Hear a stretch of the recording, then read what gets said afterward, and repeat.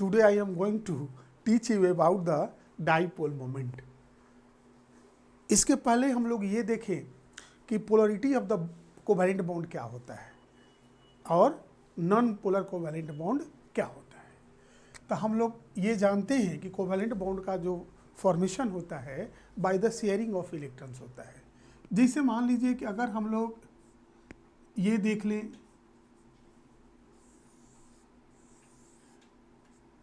तो ये क्या हो गया HH। एक हम लोग देख लें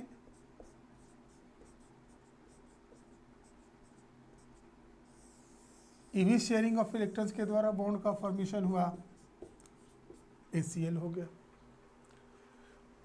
तो एक चीज अगर हम लोग देखें कि अगर सेम आइटम के बीच शेयरिंग ऑफ इलेक्ट्रॉन्स होता है तो वे जो बॉन्ड का फॉर्मेशन होगा उसको हम लोग कहते हैं नॉन पोलर कोवैलेंट बॉन्ड।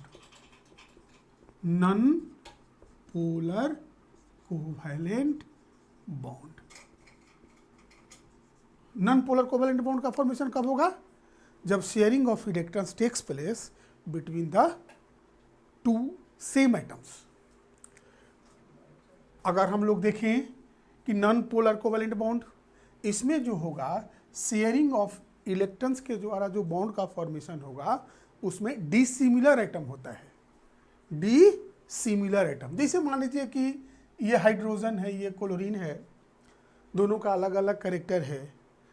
तो इस तरह के एटम में अगर शेयरिंग ऑफ इलेक्ट्रॉन्स होगा तो किस तरह का बॉन्ड का फॉर्मेशन होगा? Polar covalent bond. Polar covalent bond.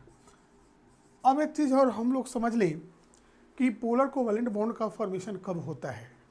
तो इसमें क्या होता है कि जब दो डिफरेंट टाइप का आइटम प्रेजेंट हो तब उसमें पोलर कोवैलेंट बॉन्ड का फॉर्मेशन होता है। इसका कारण क्या होता है कि एक आइटम दूसरे आइटम से ज़्यादा इलेक्ट्रोनेगेटिव होगा। तो ज़्यादा इलेक्ट्रोनेगेटिव होने से क्या होगा कि बॉन्डेड पेयर ऑफ इलेक्ट्रॉन्स वो क्या करेगा? अपनी तरफ खींचेगा, जो कि एटम ज़्यादा इलेक्ट्रोनेगेटिव है दूसरे एटम से। तो नतीजा होगा कि पार्शियल निगेटिव चार्ज और पार्शियल पॉजिटिव चार्ज का एटम पर फॉर्मेशन हो जाता है। तो इसी को हम लोग कहते हैं पोल। ये क्या हो गया? पॉजिटिव पोल, और ये क्या हो गया? निगेटिव पोल। ये इसी कंपाउंड को या इसी मॉलिक्यूल को हम लोग क्या कहेंगे? Polar molecule. और जो बॉन्ड का फॉर्मेशन दो एटम के बीच होता है उसको हम लोग कहते हैं पोलर कोवैलेंट बॉन्ड। तो आप लोग समझ गए होंगे कि नॉन पोलर कोवैलेंट बॉन्ड क्या होता है और पोलर कोवैलेंट बॉन्ड क्या होता है। अब हम लोग इसके बारे में कुछ इंपॉर्टेंट फैक्ट समझ लें कि अगर पोलर कोवैलेंट बॉन्ड का फॉर्मेशन होता है तो उस कंडीशन में ये जरूरी होना चाहिए कि जो शेयरिंग ऑफ इलेक्ट्रॉन्स होगा वो दो डिफरेंट एटम के बीच में होगा और वो दोनों के बीच इलेक्ट्रोनेगेटिविटी डिफरेंस कुछ ना कुछ होगा। अगर जो एटम ज़्यादा इलेक्ट्रोनेगेटिव है वो बॉन्डेड पेयर को अपनी तरफ खींचेगा, जिसके कारण उस पर पार्शियल निगेटिव चार्ज और दूसरे पर पार्शियल पॉजिटिव चार्ज आ जाता है। मतलब दो पोल का फॉर्मेशन हो जाता है। जिस तरह मैग्नेट में दो पोल होता है उसी तरह से बॉन्ड में भी दो तरह का पोल का फॉर्मेशन होता है, जो पॉजिटिव और निगेटिव, जिसको हम लोग डाइपोल कहेंगे। दूसरी बात होती है कि इलेक्ट्रोनेगेटिविटी डिफरेंस आइटम आइटम के बीच में जितना अधिक होगा उतना ही ज़्यादा उसमें पोलरिटी होगा। मतलब बॉन्ड में पोलरिटी किसके डायरेक्टली प्रोपोर्शनल होता है? Directly proportional to the electronegativity difference between the two atoms. हम लोग देख लें, जैसे HF है, HCl है, HBr है और HI है। कोवैलेंट बॉन्ड बना है, दोनों नॉन मेटल है, शेयरिंग ऑफ इलेक्ट्रॉन्स के द्वारा बॉन्ड का फॉर्मेशन हुआ है। लेकिन ये जो शेयरिंग ऑफ इलेक्ट्रॉन्स हुआ है वो दो डिफरेंट आइटम के बीच है, जिसके इलेक्ट्रोनेगेटिविटी में अंतर है। तो अब हम लोग देख सकते हैं कि जो ज़्यादा इलेक्ट्रोनिगेटिव एटम होगा वो ज़्यादा आसानी से बॉन्डेड पेयर ऑफ इलेक्ट्रॉन्स को अपने तरफ खींचेगा और उसमें उतना ही ज़्यादा पोलरिटी डेवलप करेगा। तो हम लोग क्या देखें कि HF, HCl, HBr और HI में सबसे ज़्यादा इलेक्ट्रोनिगेटिव जो एटम होता है फ्लोरीन होता है, उससे कम क्लोरीन होता है, उससे कम ब्रोमीन होता है, उसके कम आयोडीन होता है। तो हमारा कहने का मतलब है कि पोलरिटी जो होगा क्या होगा, सबसे ज़्यादा डेवलप HF में होगा और सबसे कम HI में होगा।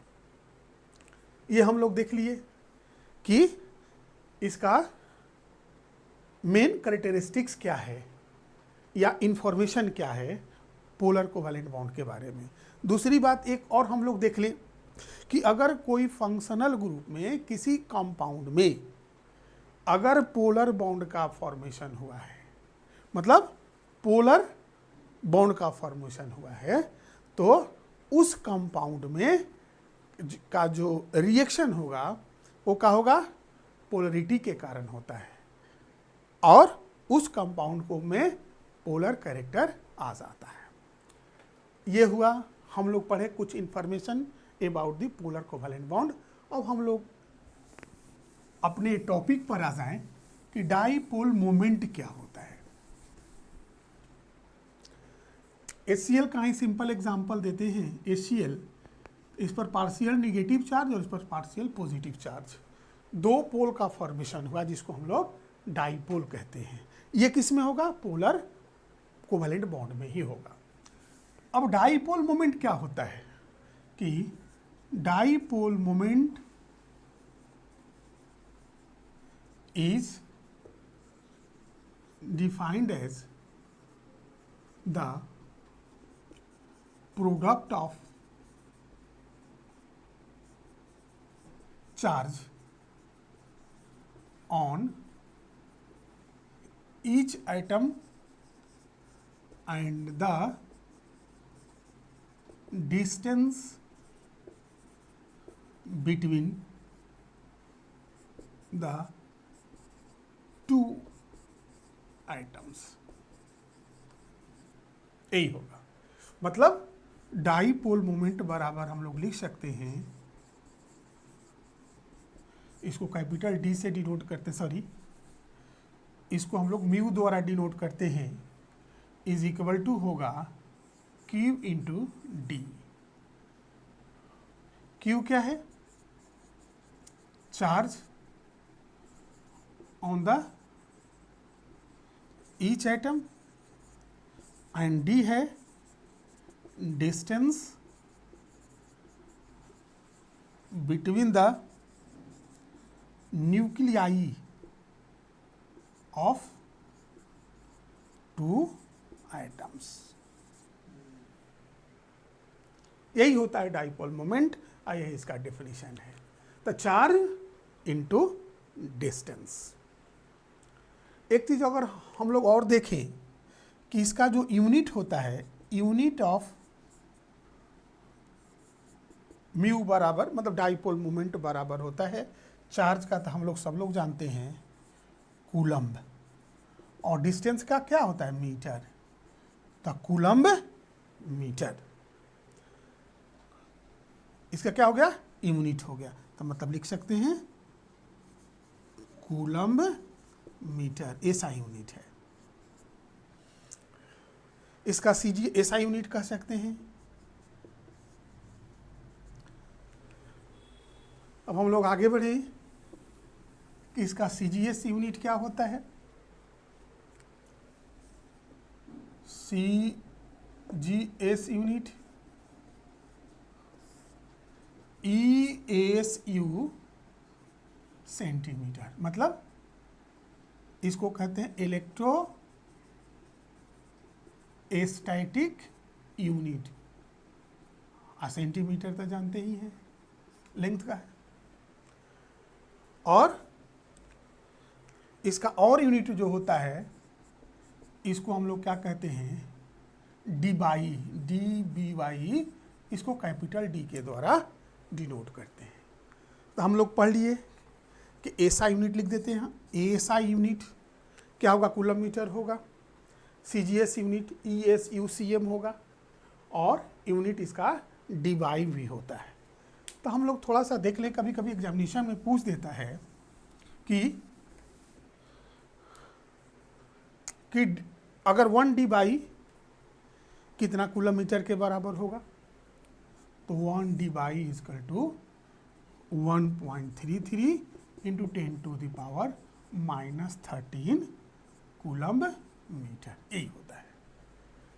या 1 डिवाई बराबर हम लोग और लिख सकते हैं 10⁻⁻10 ESU सेंटीमीटर, ये भी इसका यूनिट होता है जिसको हम लोग याद कर लेना होगा, हमेशा एग्जामिनेशन में पूछता है।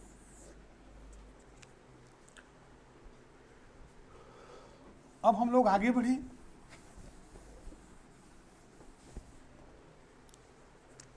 सम इंपॉर्टेंट फैक्ट्स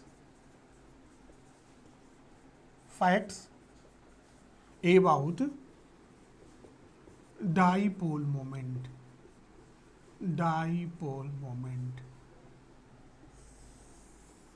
तो सबसे पहला जो फैक्ट्स होगा कि dipole moment is a vector quantity, it has magnitude and direction both.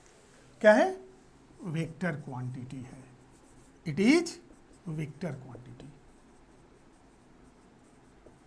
Vector quantity का मतलब क्या होता है कि it has both fixed direction and magnitude. तो इसका डायरेक्शन हम लोग देख लें कि फ्रॉम पॉजिटिव टू निगेटिव होता है।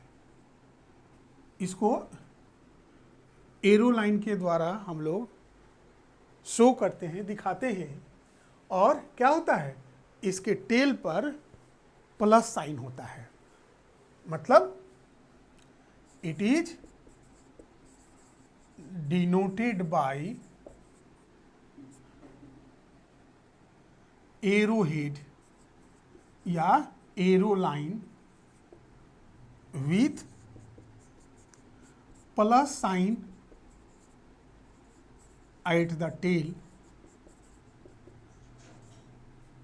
and its direction is from positive to negative pole। ये हम लोग समझ गए सबसे पहला पॉइंट कि डाईपोल मोमेंट एक वेक्टर क्वांटिटी होता है, इसके पास मैग्नीट्यूड और डायरेक्शन दोनों होता है। इसके बाद इसका जो रिप्रेजेंटेशन होता है डाईपोल में, तो क्या होता है, from positive to negative arrow line के द्वारा ये दिखलाया जाता है, और प्लस साइन इसके टेल पर होता है। यही इसका पहला फैक्ट्स है। सेकेंड में हम लोग देख लें कि अगर एक से ज़्यादा कोवैलेंट बॉन्ड है और उसमें पोलरिटी है कोई मॉलिक्यूल में, तो हम लोग क्या करते हैं कि अलग अलग बॉन्ड का डाईपोल मोमेंट निकालते हैं और सब को वेक्टर सम मतलब हम लोग ऐड करते हैं, तो जो डाईपोल मोमेंट हमको प्राप्त होगा वही होल मॉलिक्यूल का डाईपोल मोमेंट होता है। जैसे देख लीजिए अमोनिया है, ये NH, ये लोन पेयर है, नाइट्रोजन ज़्यादा इलेक्ट्रोनिगेटिव है हाइड्रोजन से, यही डाईपोल मोमेंट चारों को हम लोग दिखला दिए। तो ये हो गया μ1, μ2, μ3, ये हो गया μ4। तो अगर हम लोग देखें कि the dipole moment of NH3 का होगा म्यू बराबर, हम लोग क्या लिखेंगे, सब का वेक्टर सम, मतलब μ1 प्लस μ2 प्लस μ3 प्लस μ4, यही होगा। इसी को हम लोग कहेंगे कि ये जो म्यू है टोटल मॉलिक्यूल का डाइपोल मोमेंट है। मतलब हम लोग समझ लिए क्या कि μ1 μ2 μ3 अलग अलग बॉन्ड का डाइपोल मोमेंट है, μ4 का अलग है। सबको हम लोग अलजेब्रिक सम कर दिए, मतलब वेक्टर सम करके ऐड किए, तो जो हमारा डाइपोल मोमेंट होगा, जो इसका वैल्यू होगा, वो पूरा मॉलिक्यूल का डाइपोल मोमेंट होता है। इसका वैल्यू भी हम लोग लिख सकते हैं कि 1.47 डाइऑप्टर होता है। अब हम लोग आगे बढ़े थर्ड में।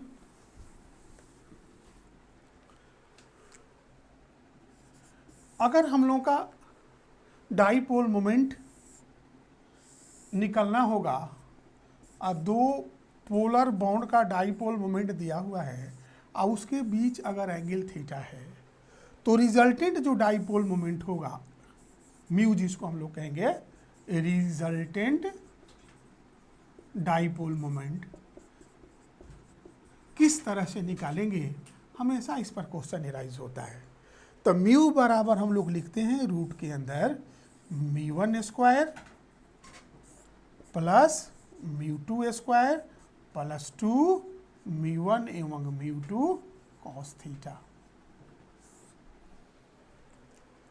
तो रिजल्टेंट का हम लोग आराम से डाइपोल मोमेंट निकाल सकते हैं। μ1 एक का है, दूसरे का μ2 है, दोनों के बीच एंगल थीटा है, तो रिजल्टेंट का जो डाइपोल मोमेंट म्यू होगा वो क्या होगा, रूट के अंदर μ1 स्क्वायर प्लस μ2 स्क्वायर प्लस 2 μ1 एवं μ2 कॉस थीटा।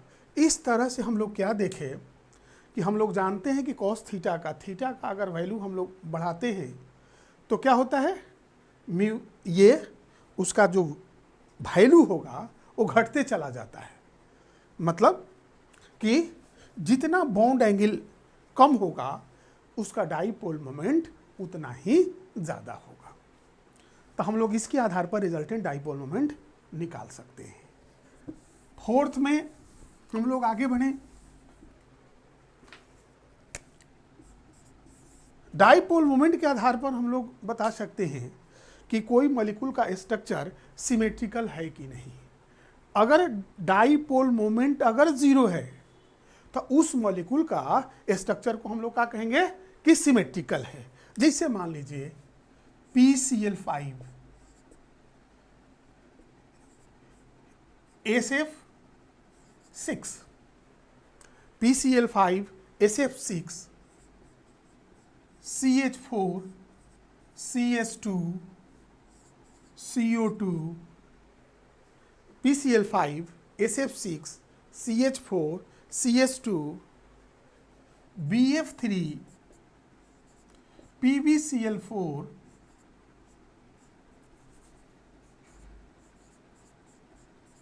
ये सबका स्ट्रक्चर क्या होता है, सिमेट्रिकल होता है। इसलिए इसका वैल्यू जो डाइपोल मोमेंट का होगा वो क्या होता है, ज़ीरो होता है। तो हम लोग देख लें कि किस तरह से। एक एग्जांपल में देखिए PCl5 का जो हम लोग वैल्यू देखते हैं, ये क्लोरीन, यहाँ पर क्लोरीन, यहाँ पर क्लोरीन, ये देखिए हम लोग पढ़ते हैं ट्राइगोनल बाइपिरामिडल इसका शेप होता है। तब क्या होगा, हम लोग देखें इसका डाइपोल मोमेंट इस तरह से, पॉजिटिव से निगेटिव की ओर, पॉजिटिव से निगेटिव की ओर, ये क्या होगा, पॉजिटिव से निगेटिव की ओर, पॉजिटिव से निगेटिव की ओर। यहाँ फास्फोरस है, यहाँ हम लोग क्या कर दिए, पॉजिटिव से निगेटिव की ओर। तो हम लोग क्या देखें कि इसका जो रिजल्टेंट डाइपोल मोमेंट होगा ये होगा, ये R होगा, ये दोनों का रिजल्टेंट आई अपोजिट साइन में काम करेगा, जिसके चलते एक दूसरे के इफेक्ट को क्या करता है, खत्म कर देता है। उसी तरह से इसमें भी हम लोग देखते हैं क्लोरीन, ये क्लोरीन फॉस्फोरस क्लोरीन बॉन्ड है, एक दूसरे के अपोजिट डायरेक्शन में है, तो ये भी एक दूसरे के डाइपोल मोमेंट के वैल्यू को कैंसिल कर देता है। नतीजा क्या होगा कि डाइपोल मोमेंट इसका क्या होगा, जीरो के बराबर होगा। और जब डाइपोल मोमेंट जीरो के बराबर होगा तो हम लोग क्या समझेंगे कि उसका स्ट्रक्चर कैसा है, सिमेट्रिकल है। तो सिमेट्रिकल स्ट्रक्चर का पहचान हम लोग डाइपोल मोमेंट के आधार पर कर सकते हैं। उसी तरह से SF6 में भी हम लोग देखते हैं, इसका भी देख सकते हैं। F, यहाँ पर F ऑक्टाहेड्रल इसका शेप होता है। अब हम लोग इस तरह से मिलाकर देख सकते हैं।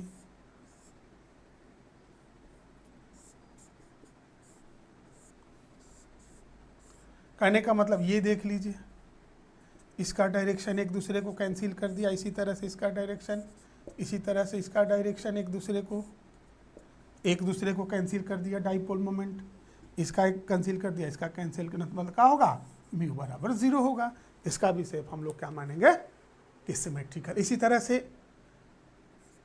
कार्बन डाइसल्फाइड में भी एक दूसरे के अगेंस्ट में काम किया, तो इसका भी क्या होगा, सिमेट्रिकल स्ट्रक्चर हो गया।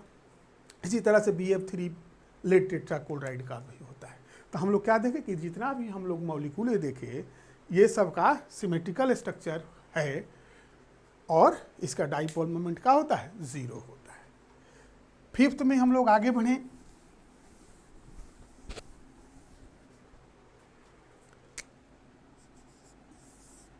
फिफ्थ में हम लोग क्या पढ़ते हैं कि जो वेक्टर सम होता है of the dipole moment of the different bonds present in the molecule is 0, तो मॉलिक्यूल विल बी क्या होगा, प्लेनर होगा और उसका शेप कैसा होगा, सिमेट्रिकल होगा। If vector sum of the dipole moment of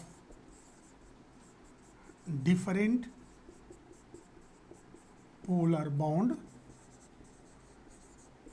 is 0, then molecule will be symmetrical.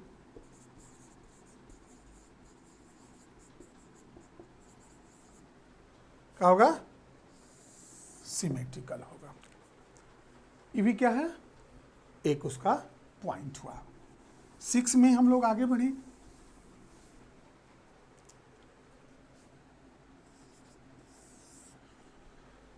अगर कोई मॉलिक्यूल का शेप, ज्योमेट्रिकल शेप अगर प्लेनर हो तो क्या होता है, उसका डाइपोल मोमेंट 0 होगा। जैसे होता है बेंजीन, बेंजीन का जो स्ट्रक्चर होता है, बेंजीन, नैप्थलीन, डाइफेनाइल, इसका शेप कैसा होता है, शेप प्लेनर होता है। प्लेनर होने के कारण डाइपोल मोमेंट का होगा, 0 होगा। Dipole moment is 0। एक चीज और हम लोग देख लें,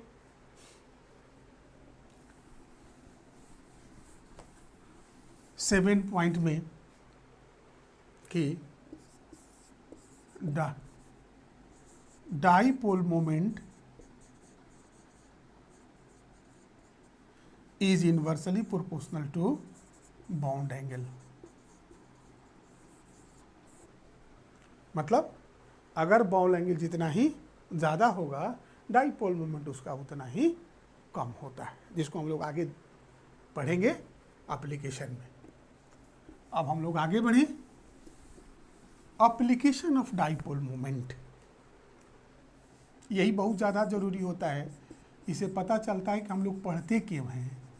एप्लीकेशन ऑफ डाइपोल मोमेंट, सबसे पहले अगर कोई मॉलिक्यूल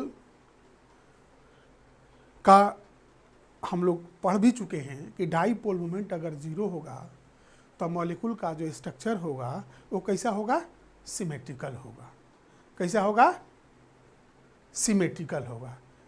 अगर सिमेट्रिकल स्ट्रक्चर है तो डाइपोल मोमेंट उसका क्या होगा, 0 होगा। अब हम लोग देख लें, जैसे मान लीजिए CO2 हो गया, CH4 हो गया, BF3 हो गया, CS2 हो गया, ये सब के क्या है, डाइपोल मोमेंट का होगा, 0 होगा। मतलब स्ट्रक्चर क्या है, सिमेट्रिकल है, सिमेट्रिकल है। तो सिमेट्रिकल स्ट्रक्चर का डिटर्मिनेशन किसी भी मॉलिक्यूल का हम लोग डाइपोल मोमेंट के आधार पर कर सकते हैं। Second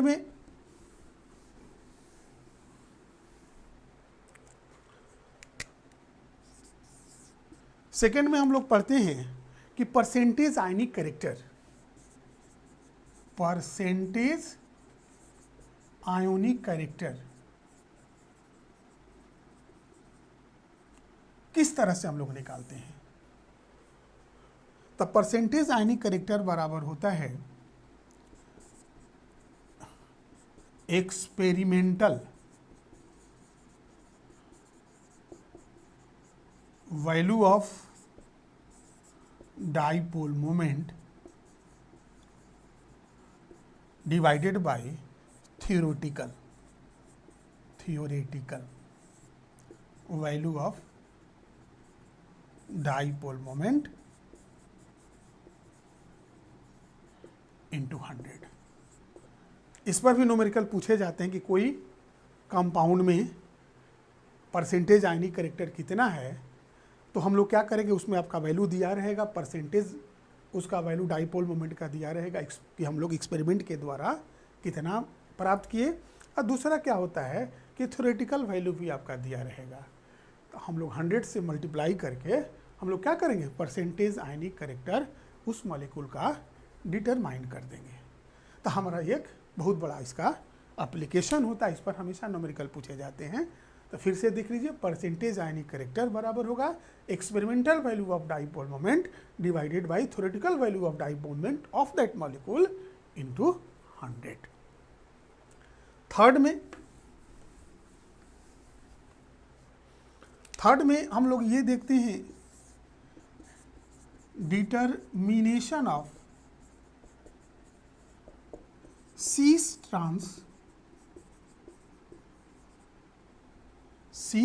trans isomerism. ये तो आप लोगों के लिए नया चीज़ है, क्योंकि ऑर्गेनिक केमिस्ट्री में इसको हम लोग पढ़ते हैं, थोड़ा सा हम बता देते हैं। ये कार्बन कार्बन के बीच डबल बॉन्ड है, यहाँ पर Cl और यहाँ पर H दे दिए, यहाँ Cl और यहाँ H। इसके स्ट्रक्चर को इस तरह से भी हम लोग लिख सकते हैं, यहाँ पर H, इसको Cl और H हो गया, ये Cl हो गया। ये कार्बन कार्बन के बीच डबल बॉन्ड है, इसके तरफ क्लोरीन, इसके तरफ भी क्लोरीन, मतलब लेफ्ट हैंड साइड में क्लोरीन है, इसके राइट हैंड साइड में हाइड्रोजन है। मतलब अगर सेम टाइप के एटम एक तरफ हों, एक साइड में हो, तो उसको हम लोग कहते हैं सीस फॉर्म। क्या हम लोग देखें, लेफ्ट हैंड साइड में chlorine chlorine, right hand side में हाइड्रोजन हाइड्रोजन, सीस फॉर्म हो गया। अगर एक दूसरे के अपोजिट साइड में हो सेम एटम, तो हम उसको क्या कहेंगे, ट्रांसफॉर्म कहते हैं, ट्रांसफॉर्म। अब आप लोग बता सकते हैं कि सीस फॉर्म क्या है और ट्रांसफॉर्म क्या है। अब इसका क्या रिलेशन है डाइपोल मोमेंट से, किस तरह से हम लोग पता करेंगे कि कौन इसका सीस फॉर्म होगा, कौन सा ट्रांसफॉर्म होगा। तो हम लोग अभी पढ़ लिए कि डाइपोल मोमेंट का जो डायरेक्शन होता है, कहाँ से कहाँ, पॉजिटिव से निगेटिव की ओर होगा। यहाँ पर भी पॉजिटिव से निगेटिव की ओर, इसमें भी हम लोग देखें पॉजिटिव से निगेटिव की ओर, यहाँ पर पॉजिटिव से निगेटिव की ओर। ये हम लोग देख सकते हैं कि ये अपोजिट डायरेक्शन में है, तो इसका मतलब म्यू बराबर क्या होगा, 0 होगा। ये सेम डायरेक्शन में है तो म्यू बराबर 0 से बड़ा होगा। कहने का मतलब होता है कि जिस मॉलिक्यूल का डाइपोल मोमेंट का वैल्यू 0 के बराबर होगा, उसको हम लोग क्या कहेंगे कि ट्रांसफॉर्म है। अगर 0 से ज़्यादा हो, मतलब उसका कुछ ना कुछ वैल्यू हो, तो हम उसको क्या कहेंगे कि सीस फॉर्म है। तो इस तरह से कोई भी ऑर्गेनिक कंपाउंड में सीस फॉर्म और ट्रांसफॉर्म का डिटर्मिनेशन डाइपोल मोमेंट के आधार पर कर सकते हैं। कहने का मतलब हुआ कि ट्रांसफॉर्म का जो डाइपोल मोमेंट होगा सिस फॉर्म से कम होगा। आगे बढ़ते हैं फोर्थ में, ये लास्ट होगा।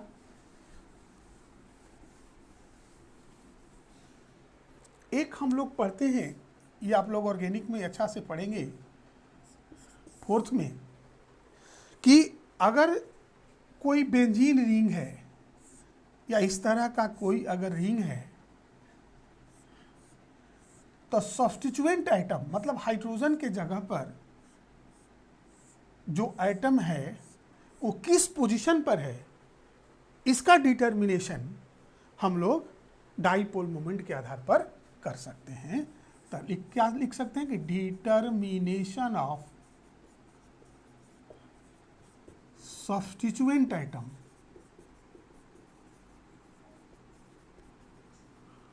Items, determination of such substituent items present in the benzene ring on the value of mu। अब देखिए फिर से मिटा देते हैं। ये जैसे मान लीजिए कि अगर हम यहाँ पर ये दे दिए, पढ़ेंगे हम लोग रेजोनेटिंग स्ट्रक्चर में, रेजोनेंस हाइब्रिड स्ट्रक्चर कहलाता है। ये मान लीजिए कि इसमें क्लोरीन यहाँ पर है, इसमें अपोजिट में है, इसमें क्लोरीन यहाँ पर है, इसमें यहाँ पर है, इसमें यहाँ पर है और इसमें यहाँ पर है। इसको हम लोग पढ़ेंगे हम लोग कि पैरा पोजिशन कहलाता है, ये मेटा पोजिशन कहलाता है, या ऑर्थो पोजिशन कहलाता है। मतलब इस क्लोरीन के सापेक्ष अगर क्या है अपोजिट साइड में क्लोरीन है तो इसको हम लोग कहते हैं पैरा डाइक्लोरोबेंजीन। अगर इस पोजीशन पर है तो हम इसको क्या कहेंगे, मेटा डाइक्लोरोबेंजीन।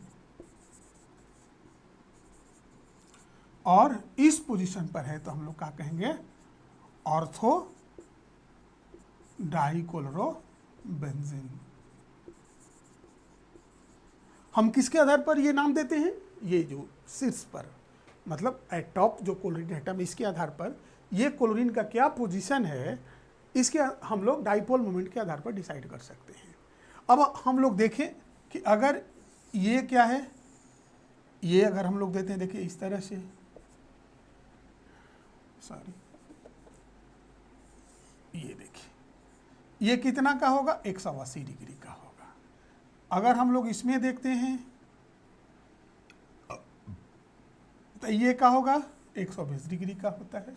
और इसमें अगर हम लोग देखते हैं तो ये कितना का होता है, 60 डिग्री का। ये डाइपोल मोमेंट है, इसका डायरेक्शन इस तरह से है। ये क्लोरीन है। तो हम लोग ये देख लें कि हम लोग पढ़े थे कि mu is inversely proportional to bond angle, या लिख सकते angle between two polar bond. Polar bond 180 degree का होगा, एक दूसरे को कैंसिल कर देता है तो क्या होगा, म्यू बराबर 0। अब इसमें 120 डिग्री का है तो जानते ही हैं अगर थीटा का वैल्यू कॉस में बढ़ता है तो वैल्यू क्या हो जाता है, उसका कम होते चला जाता है। अब इसको मान लीजिए कि μ1 और इसको मान लीजिए μ2 और इसको हम लोग कर देते हैं μ3 बराबर 0। तो हम लोग क्या देखेंगे कि μ2 is greater than μ1 is greater than μ3। मतलब सबसे कम वैल्यू किसका होगा, μ3 का होगा। तो कहने का मतलब होता है कि जिसका डाइपोल मोमेंट सबसे कम होगा, मतलब 0 के बराबर होगा, तो हम लोग क्या कहेंगे कि पैरा पोजीशन पर है क्लोरीन। अगर उससे ज़्यादा वैल्यू है तो हम लोग क्या कहेंगे कि मेटा पोजीशन पर है, और सबसे ज़्यादा वैल्यू है तो हम लोग क्या कहेंगे कि ऑर्थो पोजीशन पर है। तो इस तरह से डाइपोल मोमेंट के आधार पर हम लोग ये जो सब्स्टिट्यूएंट आइटम अगर बेंजीन रिंग में प्रेजेंट है तो किस पोजीशन पर है, इसका डिटर्मिनेशन हम लोग आराम से कर सकते हैं। एक और क्वेश्चन पूछता है, ये तो खत्म हो गया, पॉलिटी में बहुत इंपॉर्टेंट क्वेश्चन पूछता है जो हम लोग देख लें। जैसे मान लीजिए कि आपको पूछेगा कि कौन सा मॉलिक्यूल है जिसमें पोलर और नॉन पोलर दोनों तरह के कोवैलेंट बॉन्ड है, तो हम लोग क्या देखते हैं, ये देखिए हाइड्रोजन परऑक्साइड का नाम आप लोग सुने होंगे।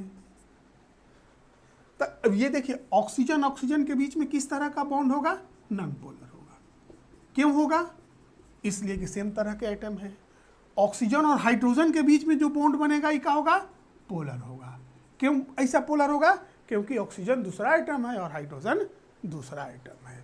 तो इसमें भी क्या होगा, यहां पर भी पोलर कोवैलेंट बॉन्ड,